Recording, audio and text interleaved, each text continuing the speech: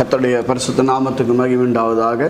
வதனம் தொலைக்காட்சி நேயர்கள் யாவருக்கும் ஆண்டவர் இயேசு கிறிஸ்துவின் நாமத்தினாலே அன்பின் வாழ்த்துதலை தெரிவித்துக் கொள்கிறேன். இயேசுவோடு நான் என்கிற இந்த நிகழ்ச்சியின் வழியாக உங்களை சந்திப்பதில் மிகுந்த மகிழ்ச்சி அடைகிறேன். கர்த்தர் தாமே உங்களை ஆசீர்வதிப்பாராக. பரிசுத்தமுள்ள வேதத்திலிருந்து ஒரு சில வசனங்களை நாம் வாசித்து நாம் தியானம் செய்யலாம். ஆதியாகமம் 12ஆம் அதிகாரம் 1-2 வசனங்களில் ஆண்டவராய் கர்த்தர் இப்படி சொல்லுகிறார். கர்த்தர் ஆபிரகாமை நோக்கி, நீ உன் தேசத்தையும் உன் இனத்தையும் உன் தகப்பனுடைய வீட்டையும் விட்டு புறப்பட்டு நான் உனக்கு காண்பிக்கும் தேசத்துக்கு போ. நான் உன்னை பெரிய இனமாக்கி உன்னை ஆசீர்வதித்து உன் பேரை பெருமைப்படுத்துவேன். நீ ஆசீர்வாதமாய் இருப்பாய் என்று சொல்லி அன்பின் தேவனாய் கர்த்தர் ஒரு மனிதனை இங்கே அழைக்கிறார். அன்பின் தேவனாய் கர்த்தருக்கு ஒரு சித்தம், மனிதர்களை குறித்து தேவனாய் கர்த்தர் ஒரு சித்தம் வைத்திருந்தார். அந்த சித்தத்துக்காக இந்த மனிதனை கர்த்தர் அழைக்கிறார். அவன் வாழ்ந்து கொண்டிருந்த அந்த காலம் கிட்டத்தட்ட 4000 ஆண்டுகளுக்கு முன்னால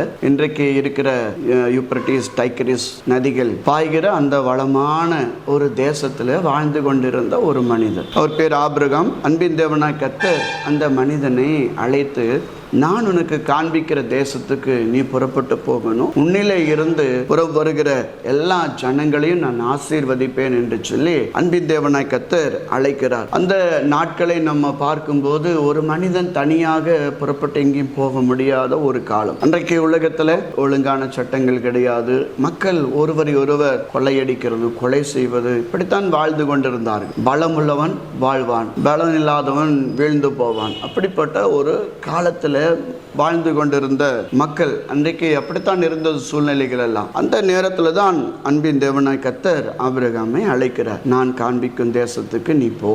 நான் உன்னை பெரிய இனமாக்கி ஆசீர்வதிப்பேன். உன்னை ஆசீர்வதிக்கிறவர்களை ஆசீர்வதிப்பேன், உன்னை சபிக்கிறவர்களை சபிப்பேன். பூமியில் வம்சமெல்லாம் உனக்குள் ஆசீர்வதிக்கப்படும் என்று சொல்லி ஆண்டவராய் கர்த்தர் சொல்லுகிறார். இப்போ இந்த மனுஷன் ஆண்டவருடைய வார்த்தைகளுக்கு கீழ்ப்படிந்து புறப்பட்டு போனான் என்று சொல்லி வேதம் அழகாக சொல்லுகிறது. அன்பான பிரிய தேவஜனமே, கர்த்தருக்கு பிரியமானவர்களே, அந்த கால சூழ்நிலையை நம்ம கவனித்து பார்க்கும்போது ஒரு மனிதன் தனியாக புறப்பட்டு போவது மிக கடினம். அப்போ மெசொப்பொத்தேமியா இந்த பகுதியிலிருந்து பாலஸ்தீனாவுக்கு தேவன் அழைக்கிறார். கானான் என்கிற அந்த தேசத்துக்கு கர்த்தர் அழைத்து, நீ அங்கே போய் குடியிருக்க வேண்டும் என்று சொல்லி உன்னுடைய ஜனத்தையும் உன்னுடைய இனத்தையும் உன்னுடைய தகப்பின் வீட்டையும் விட்டு புறப்பட்டு நான் உனக்கு காண்பிக்கும் தேசத்துக்கு போ என்று சொல்லி தெய்வம் அவனை அழைக்கிறார். இப்போ சூழ்நிலைகளாக இப்படி இருக்கும்போது மனிதர்களாகி நம்ம மிகவும் யோசிக்க வேண்டிய அவன் நிலைமையில தானே நம்ம இருக்கிறோம். திடீரென்று ஒரு காரியத்தை நம்ம செய்ய முடியுமா? பிள்ளைகளை ஸ்கூலில் சேர்த்த வேண்டும் அப்படிங்கிற நிலைமை இருந்தால் கூட நாம் நிறைய காரியங்களை யோசிக்கிறோம். எந்த பள்ளி நன்றாக இருக்கும், எந்த காலேஜில் சேர்க்கலாம், எது பிள்ளைகளுக்கு அனுகூலமாக இருக்கும், பாதுகாப்பாக இருக்கும் என்றெல்லாம் நம்ம யோசிக்கிறோம். அறிவுபூர்வமாக நம்ம நிறைய காரியங்களை விசாரித்து தான் ஒரு முடிவுக்கு வருகிறோம். ஆனால் இந்த இடத்தை குறித்து இந்த மனிதனுக்கு ஒன்றும் தெரியாது. ஆண்டவர் சொன்னார், அவ்வளோதான், புறப்பட வேண்டியதுதான். அந்த தேசத்தை குறித்து எந்த விதமான ஒரு இன்ஸ்ட்ரக்ஷனும் தகவல்களும் இந்த மனுஷனுக்கு தெரியாது. இவர் வாழ்ந்து கொண்டிருந்த அந்த காலம், அந்த மக்கள் அப்பொழுது சிறந்த ஒரு நாகரீகம் உள்ளவர்களாக இருந்த காலம் இது. நம்ம சரித்திரத்தில் வாசிக்கிறோம், மெசொப்பொத்தேமியா நாகரிகம் என்று சொல்லி நாம் வாசிக்கிறோம் இல்லைங்களா? அப்படி நல்ல ஒரு விவசாயம், நல்ல கட்டட அமைப்புகள், அவர்கள் நல்ல குளங்களை வெட்டி நல்ல நீர் பாய்ச்சி நல்ல ஒரு நாகரிகத்தோடு வாழ்ந்த மக்கள் தான் இந்த கல்தேய தேசம் என்கிற இந்த தேசத்தின் மக்கள். அதிலிருந்து தான் கர்த்தராகிய ஆண்டவர் ஒரு மனிதனை தெரிந்து கொண்டு அழைக்கிறார். நான் காண்பிக்கும் தேசத்துக்கு நீ புறப்பட்டு போக வேண்டும் என்று சொல்லி அன்பின் ஆண்டவரை கர்த்தர் அழைக்கிறார். அழைக்கும் போது கர்த்தர் சொல்லுகிறார், உன்னுடைய ஜனத்தை விட்டு விடணும், உன்னுடைய இனத்தை விட்டு விடணும், உன்னுடைய ஊரை விட்டு விட வேண்டும். நீ மாத்திரம் நீ புறப்பட்டு உன்னுடைய மனைவியோடு வர வேண்டும் என்று சொல்லி கர்த்தர் அழைத்த போது, ஆமாம், தனி மனிதனாக அவர் புறப்பட்டு போகிறார். அந்த இடம் எப்படி இருக்கும், மக்கள் எப்படி இருப்பார்கள் என்றெல்லாம் ஒன்றும் புரியாது. அந்த இடத்துக்கு போய் சேர்ந்த பிறகுதான் ஆபிரகாம் பார்க்கிறார், இந்த இடத்துல ஜனங்கள் தெய்வ பயம் இல்லாமல் வாழுகிறார்கள். தெய்வ பயம்னா என்னவென்றே தெரியாது. அப்படிப்பட்ட ஒரு காட்டு மிராண்டிகளைப் போல மக்கள் அங்கே வாழ்ந்து கொண்டிருந்தார்கள். யார் பலவீனனோ அவனை தாக்கி அவனுடைய உடைமைகளை எல்லாம் உரிந்து கொள்ளுவது, கொள்ளையடிப்பது அவனுடைய வழக்கமாக இருந்தது.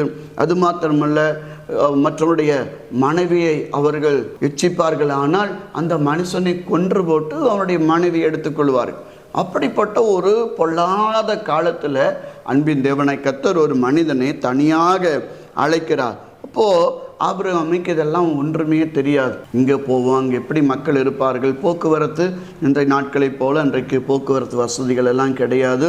கழுதையில் தான் ஏறி போக வேண்டும், கால்நடையாக நடந்து போக வேண்டும். அப்படி பல மாதங்கள் கடந்து கடந்து கடந்து மலைகளை, பாலை நிலங்களை, ஆறுகளை எல்லாம் கடந்து அந்த கானானுங்கிற இன்றைக்கு இருக்கிற இந்த பாலஸ்தீன தேசத்துக்கு அவர் எருசலேம் என்கிற இந்த தேசத்துக்கு அவர் வந்து சேருகிறார். அப்போ அன்பான தேவ ஜனங்களே, இப்படி ஒரு மனிதனால எப்படி முடியும்? மனுஷராகிய நமக்கு எவ்வளோ கேள்விகள் வருகிறது, எவ்வளோ சந்தேகங்கள் வருகிறது இல்லைங்களா? கடவுள் தெய்வம் கர்த்தர் சொன்னார், நீங்கள் புறப்பட்டு நீ போக வேண்டும் என்று சொன்ன உடனேயே அவர் எந்த விதமான தயக்கமும் இல்லாமல், சந்தேகமே இல்லாமல் அவர் புறப்பட்டு தேவன் காண்பித்த அந்த தேசத்துக்கு போனார். கர்த்தருடைய பிள்ளைகளாகி நாம் ஒன்றை அறிந்து கொள்ள வேண்டும்.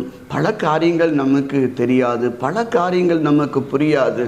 எது தெரியுதோ எது புரியவில்லையோ, ஆனால் அழைத்த தேவன் உண்மையுள்ளவர். அது மாத்திரம் நம்முடைய வாழ்க்கையில் தெரிந்தால் போதும், நம்முடைய வாழ்க்கையை நம்ம ரொம்ப ஈஸியாக கடந்து வந்து விட முடியும். நிறைய மக்கள் தேவனை பற்றி அதிகமாக அறிவில்லாததுனால, தேவனை குறித்தவர்களுக்கு தெளிவில்லாததுனால தான் வாழ்க்கையில் குழம்புகிறார்கள். சில காரியங்களை ஆரம்பிப்பார்கள், அது சரியா செய்கிறனா என்றே பயந்து அதை செய்து கொண்டே இருப்பார்கள். எந்த ஒரு காரியத்திலும் ஒரு சந்தேகம் இருந்து கொண்டே இருக்கும். தோல்வியில் முடிவடைந்து விட்டால் என்ன செய்வது, மறுபடியும் நாம் எழுந்து வருவ முடியாதே என்று சொல்லி ரொம்ப ஜாக்கிரதையோடும் ரொம்ப கவனத்தோடும் இதிலேயே சிக்காயிருவாங்க இல்லைங்களா? இதிலேயே பலவீனப்பட்டு போய்விடுகிறதையும் நாம் பார்க்கிறோம். அன்பான தேவ ஜனங்களே, தேவனை பற்றி நமக்கு போதுமான தெளிவு இல்லாவிட்டால் நம்முடைய வாழ்க்கை முழுவதும் குழப்பமாகவே இருக்கும். இப்போ கர்த்தராகிய ஆண்டவர் தன்னுடைய பரிசுத்தமுள்ள வேதத்தில் நம்ம கற்றுக் கொடுக்கிறார். நான் எப்படி நடக்க வேண்டும், நாம் எப்படி ஜீவிக்க வேண்டும், எப்படி சம்பாதிக்க வேண்டும், எப்படி செலவு செய்ய வேண்டும் என்ற திட்டமாக தேவன் நமக்கு கற்றுக் கொடுக்கிறார். இப்போ ஆண்டுடைய வசனம் பரிபூர்ணமானது, ஆண்டுடைய வார்த்தை தூய்மையானது, ஆண்டுடைய வசனம் எல்லாம் உத்தமமும் நீதியுமாய் இருக்கிறபடினால 100% கர்த்தர் சொல்லுவதை கேட்டு நம்ம நடப்பதற்கு ஆண்டுடைய வசனங்கள் மிக மிக தகுதியாக இருக்கிறது. அதனால தேவ ஜனமே, இந்த மனுஷனுக்கு அந்த இடம் எப்படி இருக்குன்னு தெரியாது, அந்த ஜனங்கள் எப்படி இருப்பாங்கன்னு தெரியாது, சூழ்நிலை ஒன்றும் தெரியாது, சட்டங்கள் எப்படி இருக்கும் என்று ஒன்றும் தெரியாது, கலாச்சாரம் தெரியாது. ஆனால் இவ்வளவு தெரியாது தெரியாது தெரியாது என்று சொல்லி பெரிய ஒரு லிஸ்ட் அவனுடைய வாழ்க்கையில இருந்தாலும் ஒன்று மட்டும் தெரியும், என்னை அழைத்த தேவன் உண்மையுள்ளவர். அதுதான் நம்முடைய வாழ்க்கையில இருக்கிற பெரிய ஒரு பாக்கியம். இங்கே தான் நாம் ஆறுதல் அடைகிறோம், இங்கே தான் நாம் பலன் அடைகிறோம். என்னை அழைத்த தேவன் உண்மையுள்ளவர், என்னை கைவிட மாட்டார் என்று சொல்லி ஒரு விசுவாசம் ஆபிரகாமுக்குள்ளே இருந்தது. வேதம் சொல்லுகிறது, விசுவாசம் இல்லாமல் தேவனுக்கு பிரியமாக இருக்க முடியாது. இப்போ விசுவாசம்தான் தேவனுக்கு நாம் பிரியமாக இருப்பதற்கு நமக்கு கிடைச்சிருக்கிற ஒரு பாக்கியம், ஒரு வாய்ப்பு. நாம் கர்த்தருடைய வார்த்தைகளை விசுவாசிக்க வேண்டும். இப்போ தேவனுடைய வார்த்தைகளை நாம் விசுவாசித்து செயல்பட வேண்டும். நிறைய பேர் ஆண்டவருடைய வார்த்தைகளை விசுவாசிக்கிறார்கள், ஆனால் செயல்படுவதில்லை. நம்ம ஆண்டவருடைய அவர் செய்த அற்புதங்களையும் அதிசயங்களையும் கண்டு பிரமிக்கிறார்கள், ரசிக்கிறார்கள், ஆச்சரியப்படுகிறார்கள், அதோடு போய்விடுகிறதை நாம் பார்க்கிறோம். ஆண்டவருடைய வசனங்கள் எல்லாம் ரசிப்பதற்காக மாத்திரமல்ல, நாம் பிரமிப்பு அடைவதற்கு மாத்திரமல்ல, இந்த வேதாகமத்தில் சொல்லப்பட்ட கதைகள் எல்லாம், வேதத்தில் சொல்லப்பட்டிருக்கிற சாட்சிகள் எல்லாம் நாம் எதுவும் நம்முடைய நாலேஜுக்கு நாம் அறிந்து கொள்ள வேண்டும் என்பதற்காக கொடுக்கப்பட்டதல்ல. இவைகள் எல்லாம் நாம் விசுவாசிக்கும்படி தேவன் நமக்கு கொடுத்திருக்கிறார். நல்ல கர்த்தருடைய பிள்ளைகளாக இருக்க நாம் ஆண்டவர் சொல்லுகிற வார்த்தைகளை நாம் விசுவாசிக்க வேண்டும், விசுவாசித்து செயல்பட வேண்டும். இப்போ ஆண்டவர் சொல்லுவதை கேட்டு, ஆண்டவரே உம்முடைய சத்தம் நன்றாக இருக்கிறது, உம்முடைய குரல் நன்றாக இருக்கிறது என்றெல்லாம் சொல்லிக்கொண்டு காலம் தாழ்த்தி கொண்டு இருக்கவில்லை. நிறைய மக்கள் ஆண்டவர் சொன்னாலும் சாக்குப்போக்கு சொல்லுகிறதை நாம் பார்க்கிறோம். ஆண்டவரே இது சரியான காலம் இல்லை, இது சரியான சமயம் இல்லை, சூழ்நிலை சரியில்லை என்றெல்லாம் மக்கள் எதையாவது ஒரு சாக்கு போக்க சொல்லி ஆண்டவருக்கு கீழ்ப்படிவதை தள்ளி போடுகிறதை நாம் பார்க்கிறோம். அப்படி ஆண்டவருடைய வார்த்தைகளுக்கு நாம் கீழ்ப்படியாமல் தள்ளி போடுவதெல்லாம் நம்முடைய வாழ்க்கையில தான் நிறைய தாமதங்களை கொண்டு வரும். நம்மளுக்கு வர வேண்டிய ஆசீர்வாதங்களை நாமே தாமதப்படுத்துவது இப்படித்தான். அதனால தேவனுடைய மக்களாக இருக்கிற நாம் கர்த்தர் சொல்லுகிற வார்த்தைகளுக்கு கீழ்ப்படிந்து நம்ம நடக்க வேண்டும். வேதம் சொல்லுகிறது, கிரியை இல்லாத விசுவாசம் செத்தது. இப்போ ஆண்டவர் சொல்றதை கேட்டு நாம நடக்கும்போது அப்போதான் அந்த விசுவாசத்துக்கு உயிர் இருக்கும். அதனால செயலில்லாத விசுவாசத்துல பிரயோஜனம் இல்லை. ஆண்டவரை கர்த்தர் சொன்னார், நீ புறப்பட்டு போ என்று சொன்னபோது புறப்பட்டு போக வேண்டும். அப்பொழுதுதான் ஆண்டவரை கர்த்தர் நாம செயல்பட தான் கர்த்தரும் செயல்படுகிறார். இப்போ தேவனாய் கர்த்தர் நமக்கு ஒவ்வொரு வாசலாக ஆண்டவரை கர்த்தர் திறந்து கொடுக்கிறார். ஒரு வாசலை நாம் தாண்டும் போது இன்னொரு வாசல், அதை தாண்டும் போது இன்னொரு வாசல். இப்படி கர்த்தராகிய ஆண்டவர் நமக்கு நம்முடைய பாதைகளை எல்லாம் அவர் செம்மைப்படுத்தி கொடுக்கிறவராக இருக்கிறார். நாம் அதே இடத்துல இருப்போமானால் நாம் எப்படி கடந்து போக முடியும்? எப்படி நாம் போய் சேர வேண்டிய இடத்துக்கு நாம் போக முடியும்? நிறைய பேர் காலந்தாழ்த்துகிறதையும் அதே இடத்துல அப்படியே இருக்கிறதையும் தான் இன்றைக்கு விரும்புகிறார்கள். கர்த்தராகிய ஆண்டவர் சொன்ன வார்த்தைக்கு அந்த காலத்திலேயே இன்றைக்கு எவ்வளோ நம்ம படிப்பில் முன்னேறி இருக்கிறோம். வேதம் நம்முடைய கையில் இருக்கிறது. எவ்வளோ போதனை, எவ்வளவு ஆராதனையிலே நாம் பங்கெடுத்து கொள்ளுகிறோம். இப்படியெல்லாம் நமக்கு நிறைய வாய்ப்புகள் இந்த நாட்களில் இருக்கிறது. ஆனால் இதில் எந்த வாய்ப்புமே ஆபிரகாமுக்கு அந்த நாளில் இல்லை. இவ்வளோ பெரிய வேதம் அன்றைக்கு இல்லை. அன்றைக்கு வேதம் எழுதப்படவே இல்லை. பெரிய ஆராதனைகள் இல்லை, கன்வென்ஷன் கூட்டங்கள் இல்லை. ஒரு உற்சாகப்படுத்துவதற்கு அன்னைக்கு பாஸ்டர்ஸ், போதகர்கள் எல்லாம் யாருமே கிடையாது. ஒரு தனி மனிதன் தேவனாகிய கர்த்தர் அவனை அழைக்கிறார், அவ்வளோதான். தேவனுடைய சத்தம் மட்டும்தான் அவன் கேட்டது.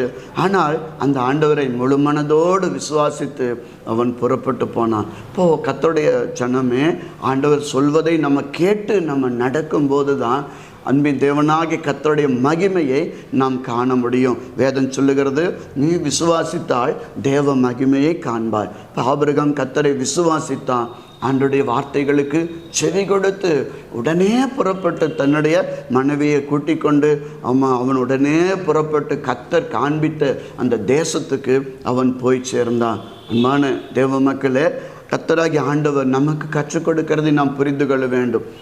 ஒவ்வொரு ஸ்டெப்பாக தான் நம்ம கடந்து போக முடியும். ஆண்டவரை கர்த்தர் எப்படி இருக்கும், அங்கே போய் என்ன எப்படி வாழ்க்கை இருக்கும், அதெல்லாம் ஒன்றுன்னு சொல்லவில்லை. நீ புறப்பட்டு போ, நான் உன்னோடு கூட இருப்பேன், உன்னை ஆசீர்வதிப்பேன், உன்னை ஆசீர்வதிக்கிறவர்களை ஆசீர்வதிப்பேன், உன்னை சபிக்கிறவர்களை சபிப்பேன் என்று சொல்லி கர்த்தர் வாக்குறுதி மட்டும்தான் கொடுத்தார். ஆனால் அன்பின் தேவனாய் கர்த்தருடைய வார்த்தையே இந்த தேவ மனுஷன் கேட்டு புறப்பட்டு போனார். அன்பின் தேவனாய் கர்த்தர் அவரை ஆசீர்வதித்து பரலோகத்தின் தேவன் மேன்மைப்படுத்தினார். ஆகையினால யோசிக்க ஆண்டவருடைய வார்த்தைகளை நம்ம யோசிக்க வேண்டிய அவசியமே இல்லை.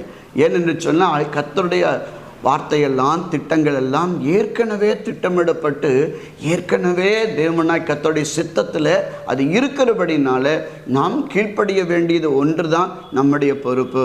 அதனால் ஆபிரகாமை போல நம் கர்த்தருக்கு நாம் கீழ்ப்படிந்து நடப்போம். விசுவாச வாழ்க்கையில் நாம் உறுதியாக இருப்போம். விசுவாசமே மேன்மையானது, விசுவாசமே உன்னதமானது. அதனால கர்த்தர் ஆண்டவருடைய வார்த்தைகளை நம்ம கேட்டு அப்படியே நம்பி கீழ்ப்படிவோமானால் அந்த பலனை நாம் நிச்சயமாக பெற்றுக்கொள்வோம். கர்த்தர் நம்மிலே மகிமைப்படுவார். தேவன் நம்மை ஆசீர்வதிப்பார். கண்களை மூடி ஜெபிக்கலாமா? மகா கிருபையும் இரக்கம் நிறைந்த எங்கள் நல்ல தகப்பனே, நம்முடைய பரிசுத்தமுள்ள பாதத்தில் எங்களை ஒப்பு கொடுக்கிறப்பா. தகப்பனே, அந்த நாட்களில் எந்த விதமான ஒரு வசதியும் இல்லாத காலத்திலும் கூட உம்முடைய வார்த்தையை மாத்திரம் நம்பி ஒரு மனிதன் புறப்பட்டு போனான். பரலோக ராஜாவே, உன்னை செழிக்க பண்ணி இன்றைக்கும் இருக்கிற இஸ்ரேலுங்கிற சொல்லி யூத மக்கள் என்று சொல்லி அவருடைய சந்ததியை 4000 வருஷங்களாக கர்த்தர் நீர் ஆசீர்வதித்து கொண்டிருக்கிறீரப்பா. தகப்பன, விசுவாசம் மேன்மையுள்ளது, விசுவாசம் உன்னதமானது என்று கர்த்தர் எங்களுக்கு கற்றுக் கொடுத்திருக்கிறீர். இதை கேட்கிறபடி பிள்ளைகள் உம்முடைய வார்த்தையை விசுவாசித்து அப்படியே ஏற்றுக்கொண்டு கீழ்ப்படியும்படி கர்த்தர் கிருபை செய்யும். அதன் பலனை பெற்றுக்கொள்ளும்படி கர்த்தர் ஆசீர்வதியும். மகிமை, கனம், துதி எல்லாம் உமக்கே செலுத்துகிறோம். அருமை இரட்சகர் இயேசு கிறிஸ்துவின் பரிசுத்த நாமத்தில் தாழ்மையா ஜெபிக்கிறோம் எங்கள் ஜீவனில் நல்ல பிதாவே. ஆமென், ஆமென், ஆமென். கர்த்தர் உங்களை ஆசீர்வதிப்பாராக. கர்த்தருக்கு மகிமை உண்டாகட்டும். ஆமென்.